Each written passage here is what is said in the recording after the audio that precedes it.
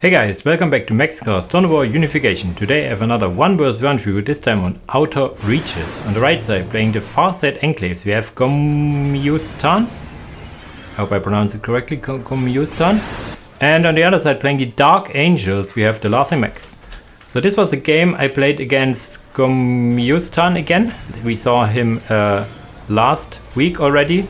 And in the first iteration I randomed Dark Angels and he played Farsight Enclaves. He made a build order mistake which I explained to him, so he now does the right opener and I wanted to try with Dark Angels anyway. Quick word about Gommiustan. I hope we will see him a bit more in the future because he has some RTS background if I see his profile correctly, and he's willing to play and improve quite a lot. So for example, his Witch Hunter gameplay, which we saw last week, he improved a lot on and defeated me with it. Anyways, my build is ASM, but not your standard ASM.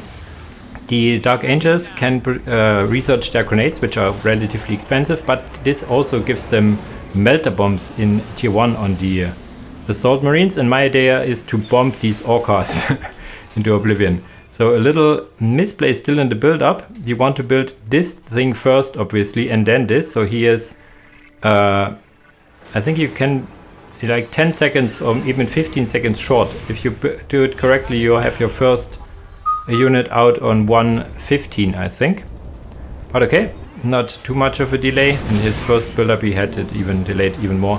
And in comes the first Commander Orca. I do not have grenades yet. They cost a lot of power, and I'm now getting a generator instead of a second squad, or even delaying my listening post for it. And for now being absolutely nuisance, built 2 scouts which are for now just running around the map trying to survive. We have 2 Guessa in the middle and 1 patrol team, so he has 4 Kappa units, so he needs to make sure to use them efficiently. Currently he is not completely, and he needs to drop down an Orca with these with Arachon. Otherwise, more or less standard capping game, bit of a micro thing here and there, being a nuisance with the Assault Marines, which is exactly what you want to be. That's not a squad you will win fights necessarily, not without support, but can also be just a nuisance, and this is more or less what they are designed for. In comes some Guessa, a bit too late over here. Now comes the unit drop pod, also half a minute late, so the resources he has not gotten from it pile up now. In the middle, preventing the capture here as well. The Guerresa aren't bad in melee, but not a match against these Assault Marines, obviously. I saw that here are some Guerresa, so I reinforced those and got my Tech Marine back to get some pot shots, and my ASM coming in as well. So this is also short-lived. And the usual saying on Outreach is the one who controls the top wins the game, because there's so much resources to be had over here. Speaking of resources, I only have 56 and 10, but my grenades recharge are done, and he has 42 and 11.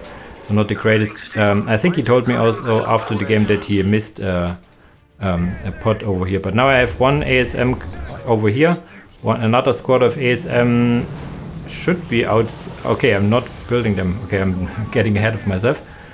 And here the Tech Marine is also helping me out quite a lot, in the sense that he's not dying to this fire. In comes now 2 Guessa squads. I have 1 scout squad already having a sniper. This one guy over here, this singular guy, also getting a sniper rifle to support over here for now, killing the patrol team on its way out, and now they can help me here in this fight as well.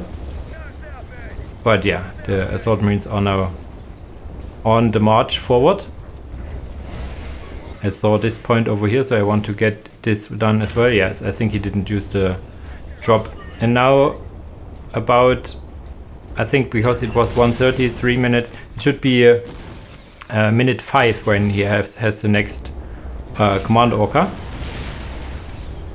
Too much firepower here, so I go back into the heavy cover, and and he comes here, approaches me and eats a lot of sniper shots, tries to kill these scouts, but the scouts turn back. In comes another Orca, and now I have the grenades, you will see shortly here. 1 melter and it's gone. This is exactly what I wanted to do. So down goes his economy, and about in a few seconds you will see the same in the HQ. I actually did not get them here in the fight because I wait for the next Commander Orca, and this is basically game if you do such things against Farsight Enclaves. Not sure why you would put them, at least the other orcas you would not put right next to the assault marines, but still you will see me here, yeah, melt a bomb and off it goes.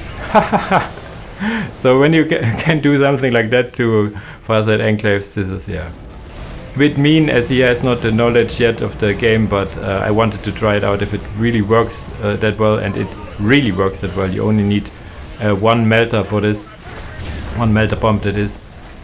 You could research that you have no ping, that they do not get a ping notification, and that you get more HP on those as well. Not sure if this is tier 1 or tier 2. And of course you can try to not put them right in the front over here with Archon, or putting them more on the back where there's a listening post, so that I have to actually put my ASM into danger. I think I would still be able to get them because I played like that. But the big downside, I guess, on the ASM build with that is that you're very fragile early on with only one ASM and 2 scouts and not a lot of economy, because you get more or less the armory, the barracks and the generator more or less pretty fast, so you're very susceptible to decaps early on, which he didn't capitalize on as he was a bit slow, as is the usual for new players, not get me wrong. He's, I think, relatively new to the game, but improving rapidly, so I hope I see more of him. We need new players, we need new blood in game as old as this. And my melter cooldown more or less lined up perfectly with with this orca. I think the cooldown was off, and I was deciding, do I do the firebase or do I do another orca? So 3 orcas have been put down to rest, commander going down, so there's no economy to be had on his side. I take the map. And yeah, pretty short game, but I wanted to show this little build order I came up with against the Farsight Enclaves, like a pretty neat idea to have early melters. Other factions that can do this similarly are Grey Knights. They have melters in tier 1, and Imperial Fists. These are the things that come to my mind, which have pretty good anti-vehicle early on. Is there another one? Maybe you can tell me if there's another one or not, but I think these are the prime ideas that come to my mind.